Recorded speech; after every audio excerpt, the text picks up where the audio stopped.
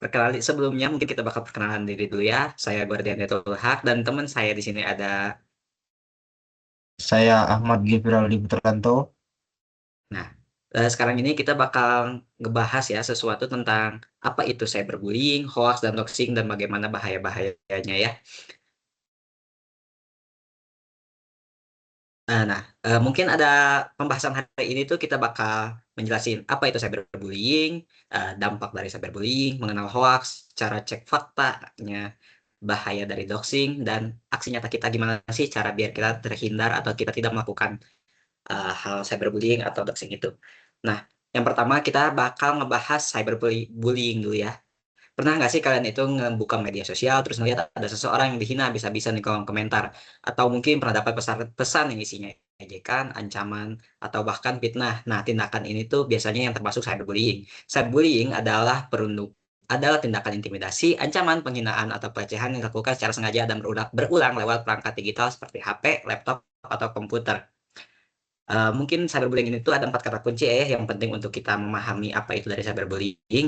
Yang pertama itu berulang. Cyberbullying biasanya tidak terjadi hanya sekali. Korban bisa terus-menerus menerima konten negatif, hinaan, atau pesan yang menyakitkan.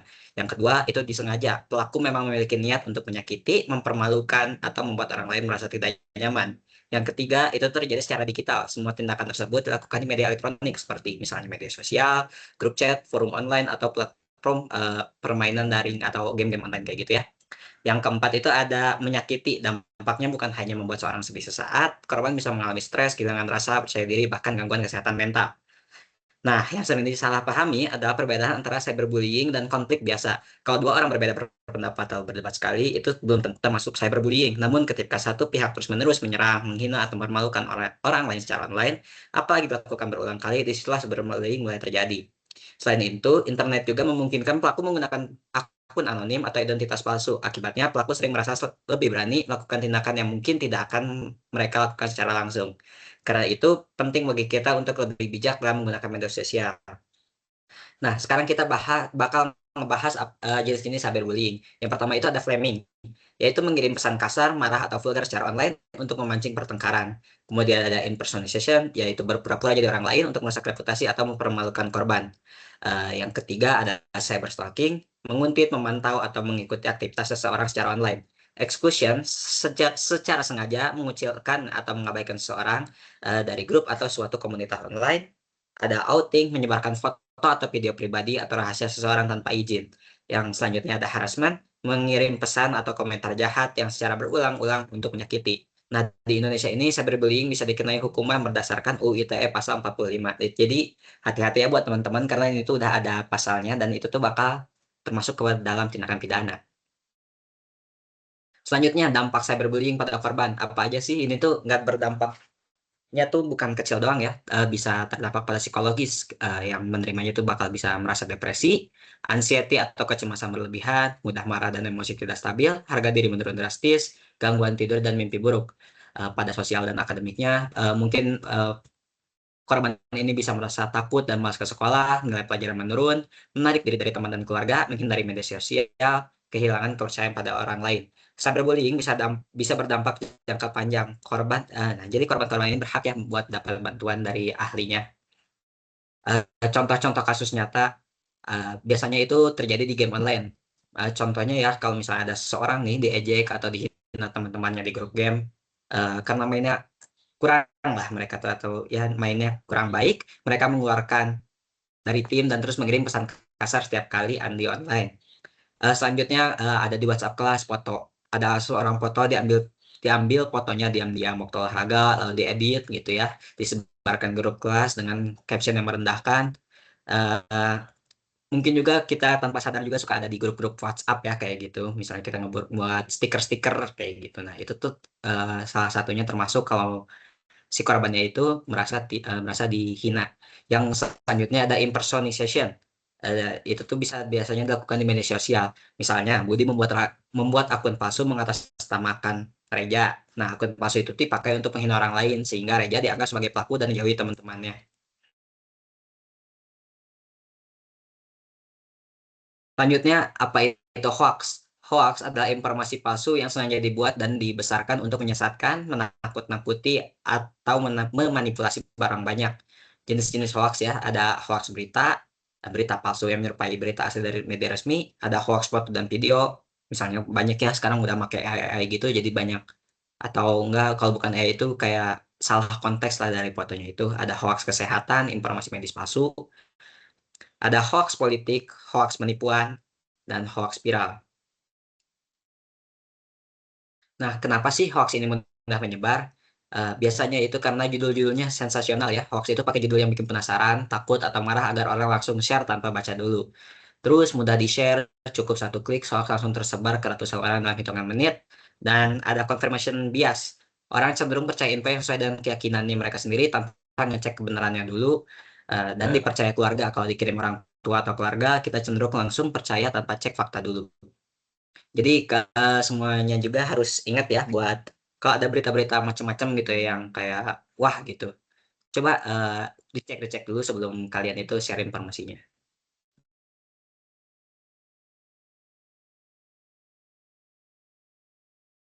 Baik, sekarang kita akan mempelajari tentang 5 langkah cara cek fakta. Yang pertama itu cari sumber aslinya. Kita cari kata kunci di Google dan cari tahu dari mana info itu berasal, apakah dari sumber-sumber terpercaya atau dari sumber-sumber yang mungkin sering mengeluarkan berita hoax.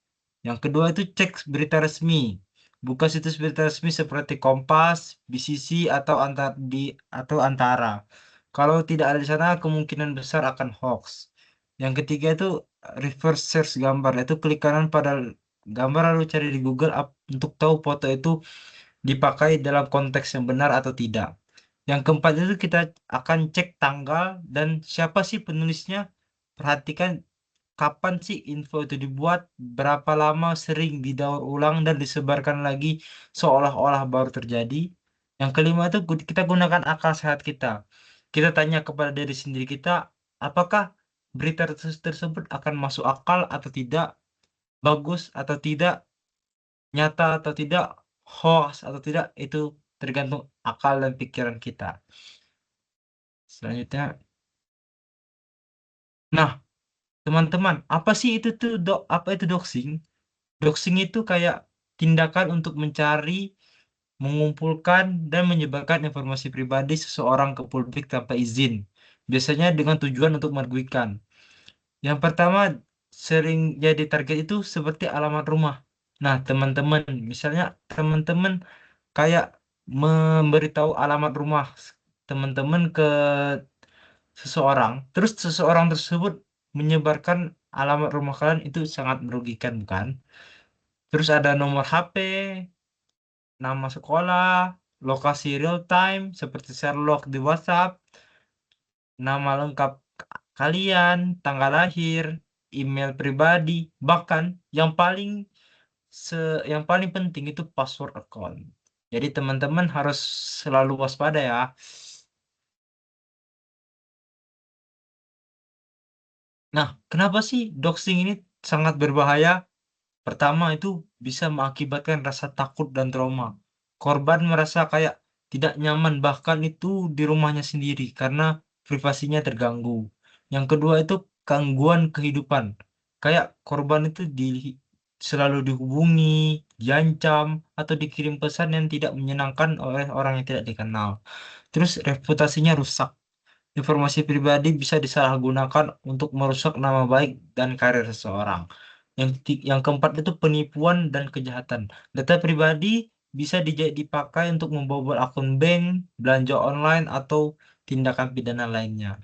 Yang kelima itu keluarga ikut terancam karena kan tadi teman-teman kayak seperti memberitahu alamat rumah. Itu mungkin keluarga kalian akan terancam juga karena eh, kayak seperti bisanya orang asing yang tiba-tiba datang ke rumah kalian.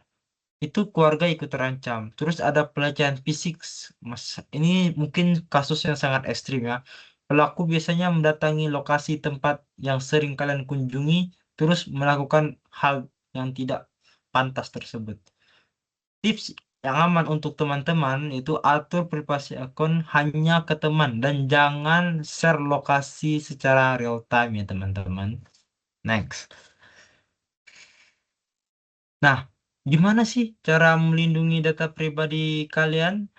Yang pertama itu kita menggunakan password yang kuat.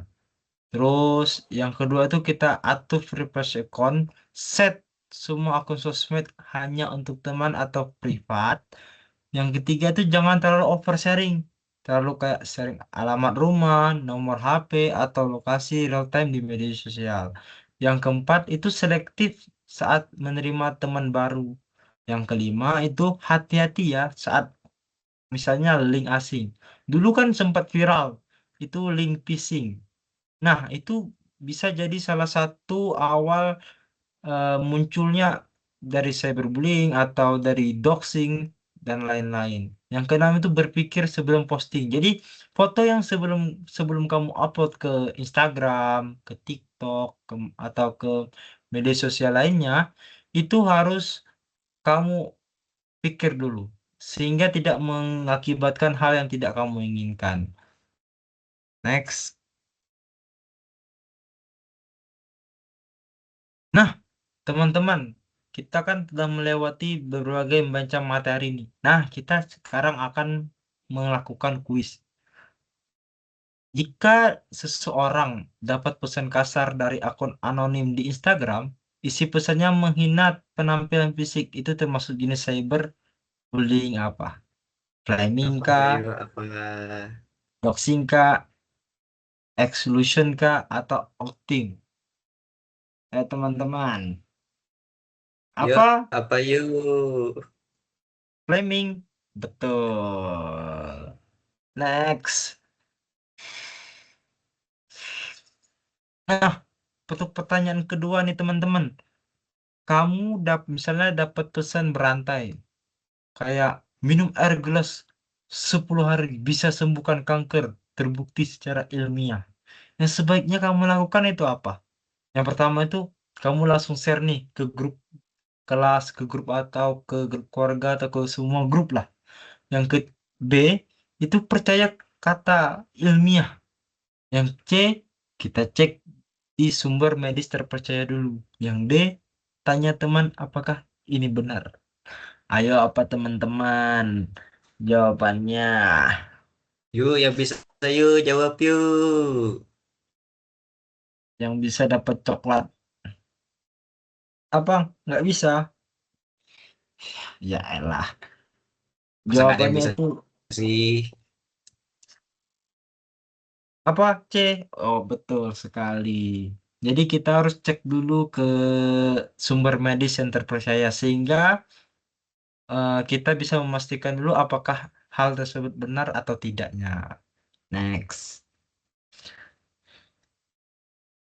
Temanmu marah pada seseorang dan mau share alamat rumah orang itu di media sosial biar dihajar ramai-ramai. Kamu sebaiknya, nah, teman-teman sebaiknya apa sih?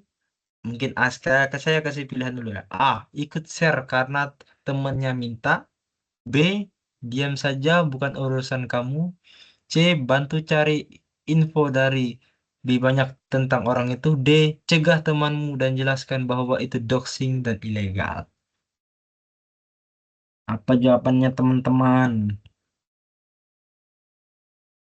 Apa? B? Oh, salah. Kita harus Coba lagi, ikuti. coba lagi, coba lagi. Coba lagi ya, coba lagi. Ayo. A. Oh, jangan. Kamu jahat berarti. Jangan ikut share-share ya. Apa? D. Ya, betul sekali D. Jadi kayak cegah temanmu dan jelaskan bahwa itu doxing dan ilegal. Jadilah pemberani, cegah temanmu melakukan doxing yang bisa dipenjara. Next. 6 aksi nyata yang bisa kamu lakukan di kehidupan sehari-hari kamu untuk mengatasi hal-hal atau masalah yang kita bahas di awal ini seperti cyberbullying, doxing, dan lain-lain. Yang pertama itu kita harus blokir akun pelaku cyberbullying segera. Misalnya kayak kita berteman di Instagram, terus dia misalnya kayak bullying kamu di kolom komentar IG-mu, mungkin bisa kamu blokir. Yang kedua itu laporkan. Kan di sosmed itu ada fitur report. Maka report dan screenshotkan bukti. Yang ketiga itu cerita. Tidak boleh dipendam sendiri. Jadi cerita ke orang tua, guru BK atau teman dekat yang bisa membantu kamu. Yang keempat tuh cek fakta. Sebelum share apapun, verifikasi dulu apakah benar atau tidak. Yang kelima itu jaga privasi ya teman-teman. Jadi atur setting privasi akun dan hati-hati dengan informasi yang kamu bagikan secara online. Yang keenam itu dukung korban bullying. Jadi kalau lihat di temannya dibully, beri dukungan, jangan diam dan ikut menertawakan teman-teman. Nah, kita sudah siap menjadi netizen yang cerdas dan pemberani. Thinking before the post, cek sebelum share, jaga privasi, dukung korban, jago digital, hashtag cyberbullying, hashtag stop hoax, hashtag privasi online. Keren, tepuk tangan, Baik, tepuk tangan, tepuk tangan. oke. Sekian ya.